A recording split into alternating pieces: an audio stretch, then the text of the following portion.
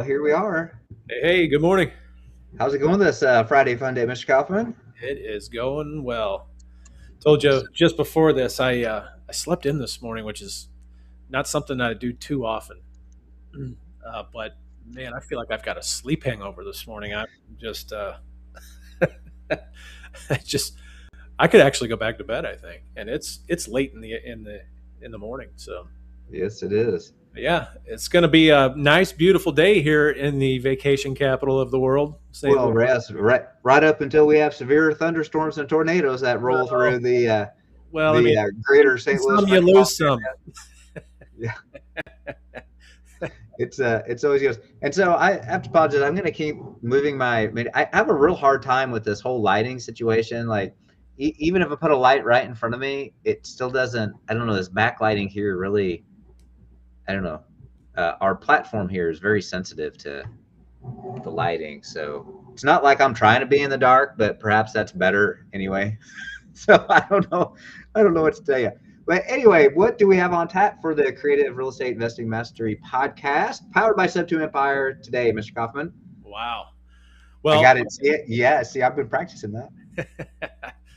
so we just Redfin just posted this article, published this article, and this got us down this track that we're on today, where the article is making the claim that there are now more there are now more mortgages above at or above 6% today than there are mortgages at 3% or below. So I went out and did a little bit of research on it, and just to discover that they're missing. That's and by the way, that totals 41% of the entire of all the mortgages out there. So we've got this big 59% of these folks who are somewhere between 3 and 6%. I hope that makes sense to everybody. Yes. So it's a little bit misleading. We've still got a ton of great rates out there, particularly for subject to investors. But we are going to talk about this kind of the I don't know, maybe the negative effects of this what we're calling a thaw right now, which is because as I don't know if you saw, but last week rates in some rates dropped below 6%. They're 5.98, something like Yep. that. So Yep. so you know the idea is that's going to trigger more people to go out and get loans, but I'm sorry, refinance their loans.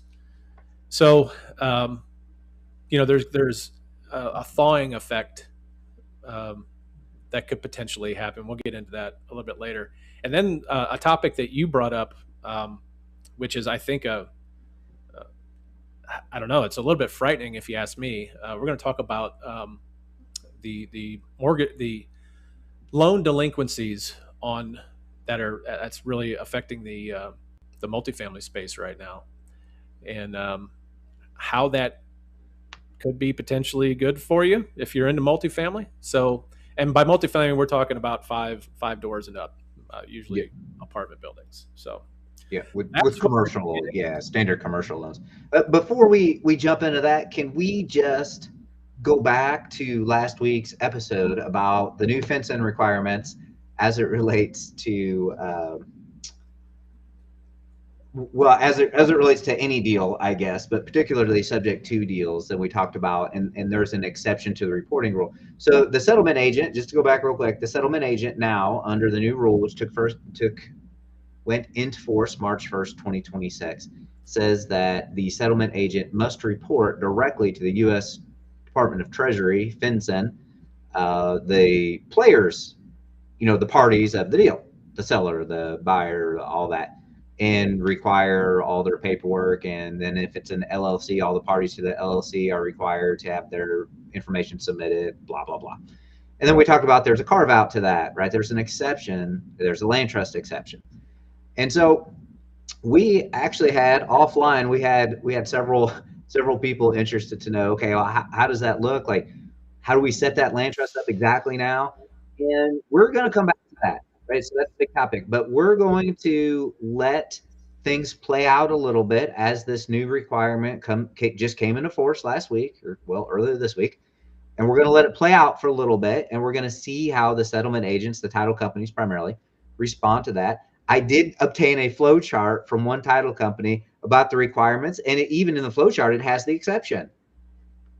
But that was so friggin' convoluted. It was completely and utterly. I don't know if you looked at it. I sent it to you. It's almost useless for like the non-title company person to even figure out where to go with the arrows. I mean, like, I figured it out, but I mean, it's not overly obvious. So hopefully we'll be able to get maybe some better flow charts. So just wanted to note that we're going to come back to that. That seemed to create a lot of conversation last week, and we'll come back to that. But this week we're going to take a step, as you mentioned, into this mortgage rate situation.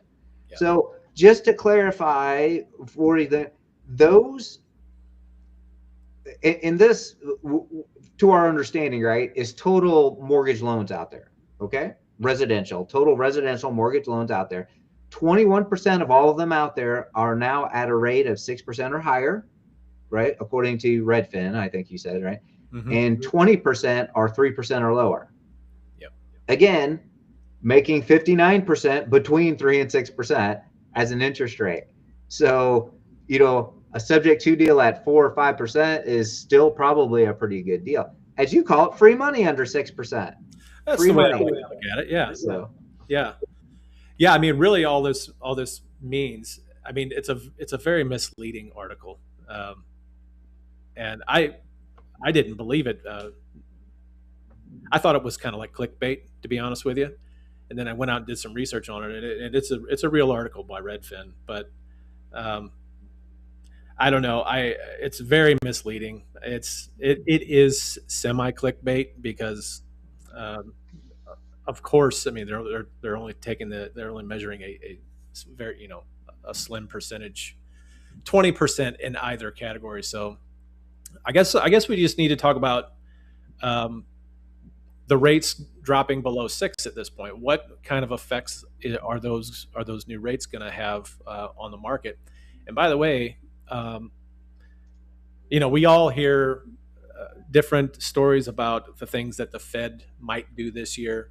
I've heard from both sides, depending on what website you're on or what television station you're watching. I've heard two different extremes. I've heard that there are going to be no changes this year, no further cuts in rates, interest rates.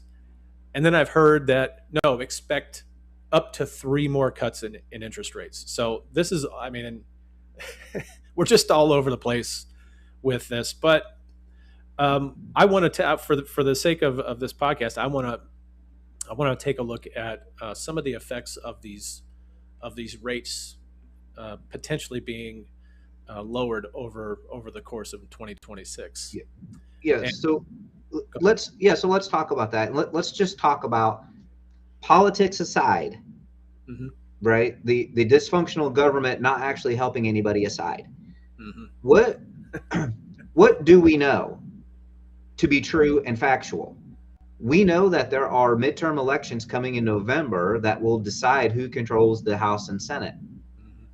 That's a fact. Okay. We also know that there will be a new Federal Reserve chairman who's already been named and is just waiting for, sorry, I don't want to talk disparagingly about people, waiting for the useless one that's in there now to resign, which I think technically is June 30th, is it not? So good question. Don't know. I think it's June 30th. I could be wrong on that, but regardless, right? It may be sooner than that, but I know it's not yet happened. I don't believe, even though the new one's named. And I know that the new Federal Reserve chairman has much more of a mindset along the lines of the president of the United States currently, as it relates to interest rates and what the Federal Reserve should be doing and not doing. So that would lead me to believe those things together. And the number one thing for voters in the midterm elections is still the economy, stupid. It's that simple.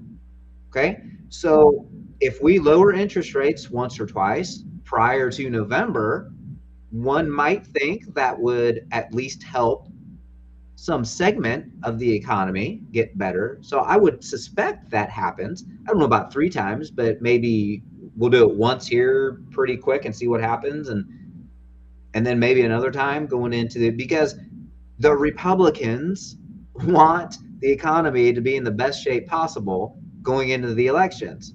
And if it's not, they're going to lose. It's just that simple. It's the economy, stupid. That's the number one driver of people's voting in this midterm. I promise you. Yeah. Right? Because it's just now coming to the average person in America has now felt the beatdown of the inflation in its full force for the last 12 to 24 months. And they're not happy about it. It's that simple. Yeah. Right? So we're going to need to do that. And do rate cuts help that from a Federal Reserve perspective? Do rate cuts help that? Somewhat, but it's kind of a trickle down effect and it doesn't happen immediately. Just like when the Federal Reserve cuts the interest rate, it does not tie directly to the mortgage interest rates, although it does have a trickle down lowering effect. That does happen, but it's not directly tied. So it sometimes there's a delayed reaction to things. Just like when we go in and end Iran's regime, oil prices go up. Once stability comes back, you're going to see oil prices drop lower than you've seen them in many years. But it's just this, it takes time for that to happen. So that's where we are with the interest rate thing, I think. Yeah. Yeah, it's interesting. I don't know. I'm not sure if there's a period in time where we've ever seen the opposite happen. You know, when we have rates that drop. But who knows? I mean, like I am definitely not an economist, but it just seems like sometimes this stuff works out and sometimes it doesn't. Yeah. And sometimes the timing just doesn't, right? Like it works out, but it's 6 months after when you need it to. Yeah. Just from the election. Or, yeah. So Yeah. it just sometimes it just doesn't all come together, for sure. So yeah. we'll So have to what does that wait. mean for us, for real estate investors now? Yep. Obviously, if we, and again, I'm assuming, given the explanation that you gave, we're probably going to see more cuts. So what does that do for the real estate investor? And also, it's not as far as we're talking about residential mortgages, but it's not going to be soon after that. After those, if those rates come, or if those rate cuts come, we're going to see that in commercial lending as well. It will soon follow. I'm Yep. assuming. So Yes, indeed. So now we can kind of just across the board we can just talk about mortgage rates in general. Essentially, what that does for us as real estate investors, especially like single family, 4 doors and below, obviously, where you can get a residential mortgage on. Essentially, what that does for us is it creates a little more, just a little more competition. And this is kind of like you said, it's a trickle down effect. If we have lower rates, we have more people out looking for properties. So Right. what is to prevent someone who maybe even a motivated seller from putting that property on the MLS versus selling to one of us? Because we've got the MLS now. That market is just, it's starting to pick up, and it's potentially starting to boom.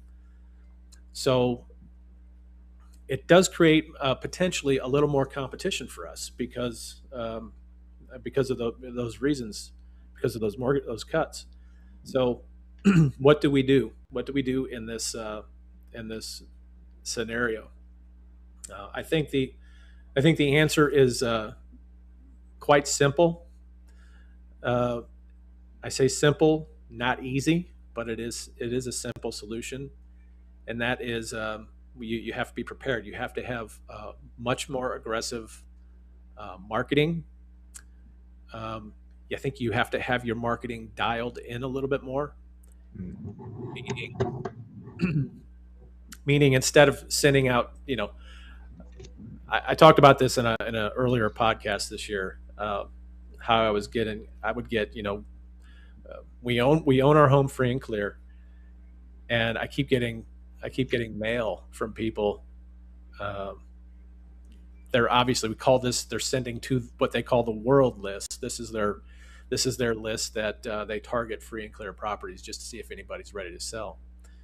And that is the type of marketing that we do not we do not want to do in kind of a low interest rate environment. It's really kind of silly, to be honest with you.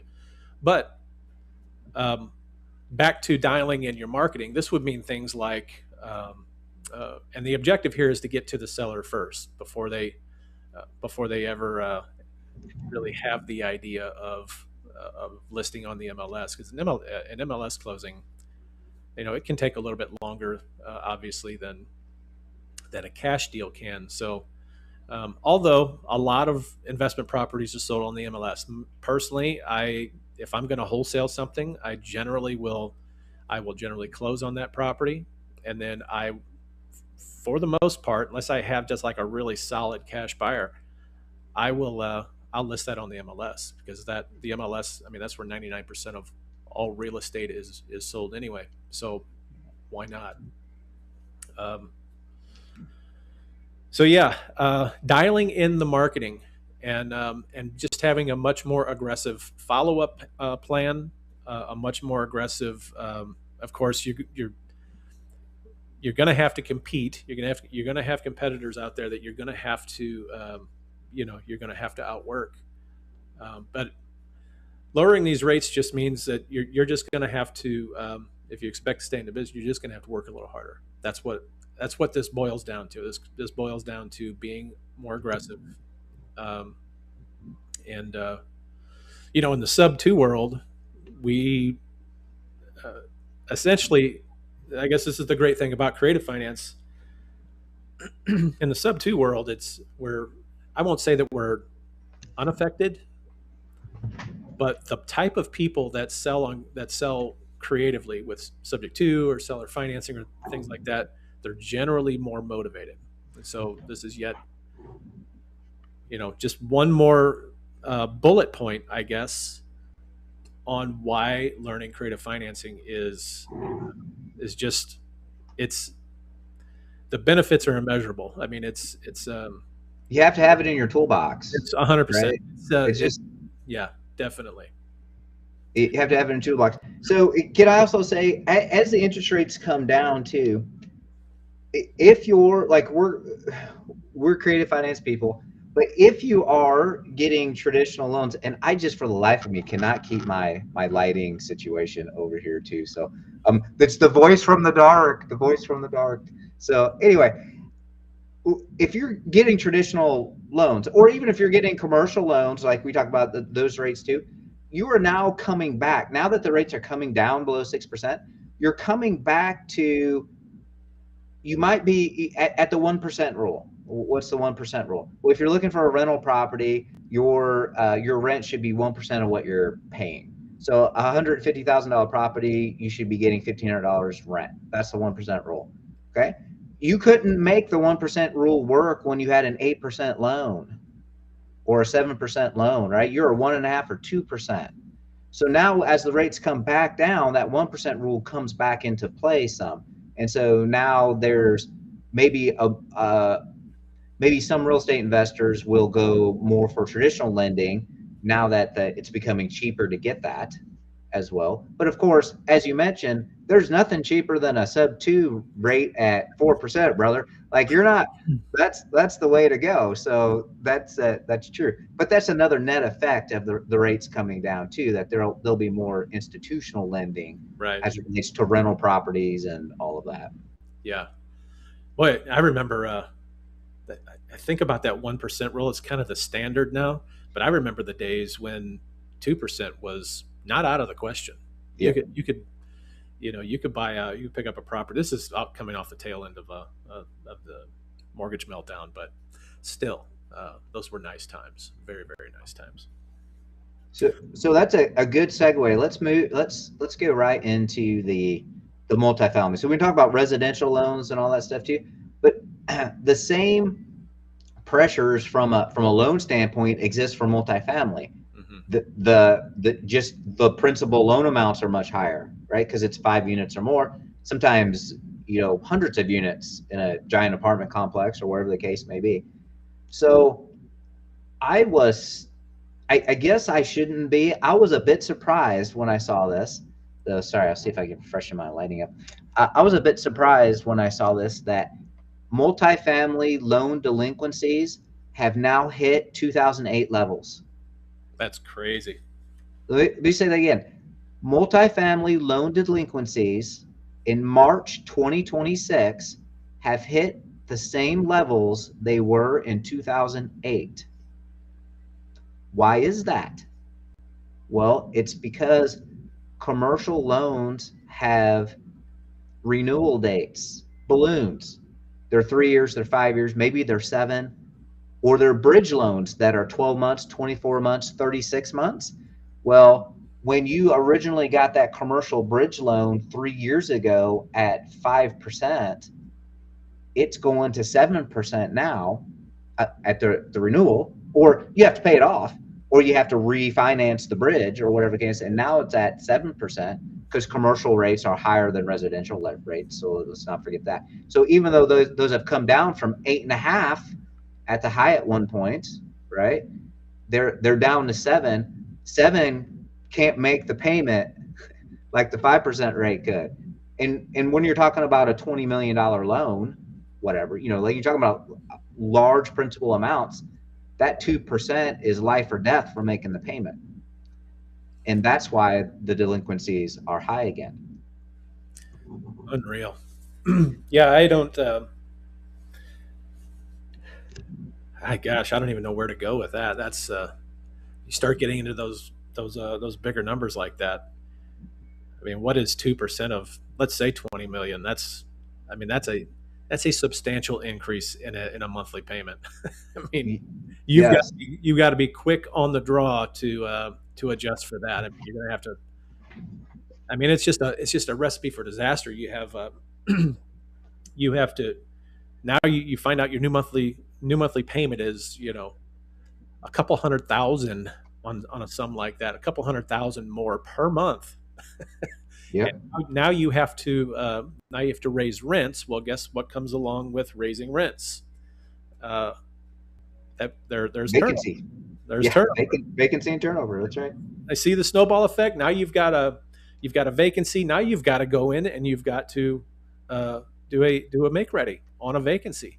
I mean, it's just a snowball effect, and I often just think about I know they're smart people, or maybe they're not. I don't know. But the Fed board, I know it's just numbers to them, but they just don't realize what this does. Fooling around with the economy like this, they just don't. They understand it. I just think it's diabolical. It's not a free market anymore. So anybody who thinks we live in a free market society is crazy. Literally everything, price controls, everything is governed by just a few people sitting around a table, and it's a very sad thing. Yeah, and just to put some perspective in there, there's $900 billion, almost $1 trillion of commercial debt that's maturing in 2026. Maturity date is this year, meaning it has to be paid off, has to be refinanced, or it's going to renew, and it's going to renew at a much higher rate than it was previously. Yeah. So almost $1 trillion in commercial multifamily. We're not talking about warehouses, we're not talking about retail space, we're talking about multifamily, just multifamily, almost $1 trillion in debt that is up to mature this year in 2026. So that's for people with their own real estate funds, that might be an opportunity, right? That's opportunity knocking, perhaps, I mean, for such transactions. yeah, I mean, there's tragedy and opportunity. They kind of go hand in hand, and because if rates go up, I would say even as much as 1%, that's going to put a lot of people out of a lot of people, or if their rate adjustment goes up 1%, it's going to put a lot of people out of business. But what's that going to do then? Then we have the effect of that is essentially now banks own properties that they don't really want to own. Nope.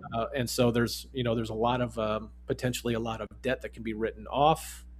Um, and you can start talking about short sales again in the multifamily space, and you can start talking about uh, picking up commercial properties on the courthouse steps. Yep. Now these are obviously you can sub-2 commercial deals. I don't like Yep. to do it because of that rate adjustment thing. Um, but you can take commercial properties subject to commercial loans subject to, but you are going to have an issue because of the not the rate adjustment itself, but generally speaking, you can have a serious issue when it comes around time, because on large commercial properties, uh, you not only go through a process of a rate adjustment, they actually in many cases re-underwrite those loans. And so if you've taken a property subject to on a commercial loan, you should probably expect that the underwriters, especially if they've lent you something like 10 million or $20 million, or if the loan is for that amount, they're going to want to re-underwrite and make you personally or the borrower personally. Well, guess what? The borrower doesn't own the property anymore, so it can be a tricky. Commercial can be very tricky. If you're going to do it, I would recommend you just do it on the short term. Um, Either that, or kind of what we did a couple of years ago with the Illinois package that we were looking at. Yep. We actually went in with the with the seller, went into his bank, and we talked about our plans exactly. And now that deal did not work out. It was a very large portfolio. Yep. That deal did not work out. The numbers didn't really work out. Makes sense, but um, we just decided that it was best to speak with the bank that held. I think it was it three different loans, three different. Yeah, at the time, three different packages, three different LLCs Yeah, with the real estate. Yeah. And and the yeah, go. say Go. they wanted to underwrite us as well. They were okay with that. We were actually. I Yep. mean, they were okay. I mean, he had done a really good job um, of being a good business owner, and he was very good to the bank. The bank was good to him, so they had a really nice mutual, great relationship. Um, the fact that the fact that he even brought this up to them was, in from my point of view, was a little bit shocking. But it's good to be. It turns out, as crazy as it sounds, it's good to be open and honest and have some integrity with what you're doing. And I'm glad he did, because had that deal gone through, had the numbers actually worked out the way that we'd wanted, um, I probably wouldn't be doing a podcast today. I'll tell you that. Yeah. Yeah, probably not. That's probably right. The But say too about the commercial loans. A lot of the commercial loans, they actually have an assumption clause in them, mhm, a true assumption. yeah, But what you say is true only under the conditions of the person coming in to assume the loan terms being vetted, right, right? Usually that's an assumption. And so then we thought, okay, well, we don't have to take over the loan, right? Like we don't have to do a sub-2 or overthink that. We're just going to take ownership of the LLCs, right? That's the borrower on the loans, and we're just going to take over the LLC. That way, we don't have to mess with the loan at all. Well, inside their assumption thing, they also had a clause in there that if the LLC changed by more than 25%, those new people had to be vetted because of all of that too. So they had that in there. So we thought, okay, well, we'll keep it at 24%, and right. But yes, ultimately we went in and talked with the banker, and yeah, that deal probably would have worked out just fine if it wasn't just the numbers seemed to, like the gross versus the net seemed to kind of be a moving target, and the vacancy rate was a little fuzzy, and so it was like just can't quite. I mean, I can't.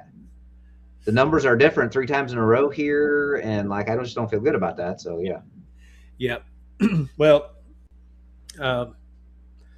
plus it's, you know, and something that size. I shouldn't say this, but Illinois can be tough to deal with. Their taxes are extremely high. Their property taxes are really high.